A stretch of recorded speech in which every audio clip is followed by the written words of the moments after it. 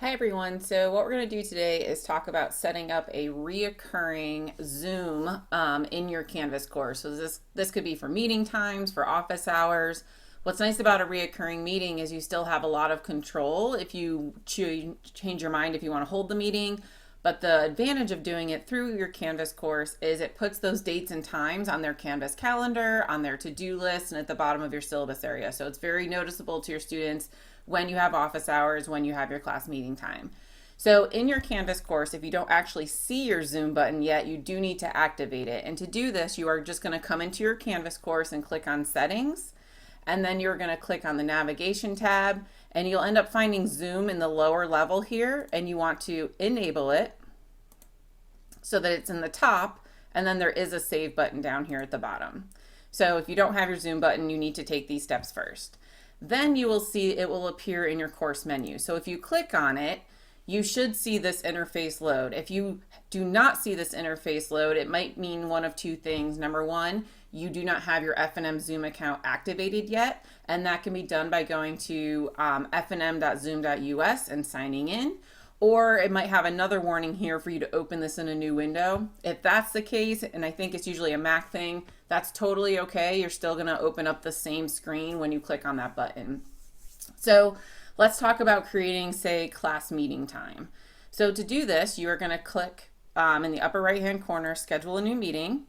And this is going to default to the name of your course. You're going to want to rename this to be something a little bit more specific so that when students see it on their Canvas calendar, they know. So you might say this is EdTech 101 class meeting time or something like that that indicates barely like basics of the course and then what this meeting actually does. You do not have to enter a description, but if you wanted to, there you would. You want to select the first date you are meeting with them. So it might be today at 11 a.m. for an hour and a half. And then you want to scroll down and select reoccurring meeting. Now this is where it doesn't become super intuitive because essentially if you're meeting Monday, Tuesday, Thursday, Friday, you would like to be able to say Monday, Tuesday, Thursday, Friday. So in order to do that, you actually need to go from daily to weekly.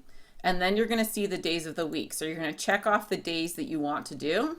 And then you don't have to do both of these. You need to do either this one or this one. Basically, you want to select the last day that you'd be meeting with them. So I'm going to leave this date there. If this is an office hour situation, you can toggle on the waiting room here. If not, uncheck both of these or check them depending on what you want to do. I personally leave both of these things alone and let students have choice, whether they want to turn on their video, audio, and when, and how they want to join. And then your last bit of options are enable join before host. So are your students allowed in before you? You can start the recording automatically. So if you're someone who forgets to record, you can actually set that. So these are just some settings you might be interested in. And then you're going to click save. So what's going to happen is it's generated this meeting. So now if I either click my Zoom button again over here, or if I scroll to the top and go back to course meetings, you're going to see this reoccurring meeting has now just been set. They're technically all the same link, and I can tell because they're all the same meeting ID.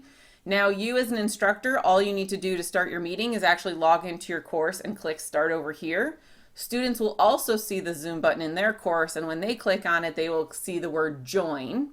They can also join at any other places that they also see your meeting link, which again is in the Canvas calendar, this bottom of your syllabus area, and on their to-do list. So let's say you're going along swell and then you have one day where you're deciding to not have class via Zoom. So if you want to delete that one class, you can. So if you come and find it and click delete, you'll have the option to delete just that occurrence or all of the occurrences. So if you're just trying to delete one, just make sure you delete that one occurrence and then that will take it away. Or if you want to change anything in here, you can always click back into the actual link to your meeting and you'll see you have a join link here. So maybe there are outside of class people you may want to invite that are not part of your normal Canvas course. This is the link you can share to them to get outside people joining. And at the bottom, there is an edit meeting button, which will then reopen all those settings we just did together if you change your mind on anything. And then if you are someone who wanted to pre-do some polling, you see you have that ability down here as well. So that's kind of the basics of setting up a meeting. If you have office hours as well, you would just schedule a new meeting and then select a new date, time, and everything, and also do reoccurring office hours that way.